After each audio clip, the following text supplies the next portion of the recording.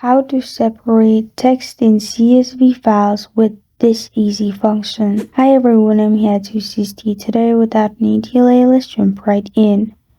First, open Excel and I have this text that I need to separate.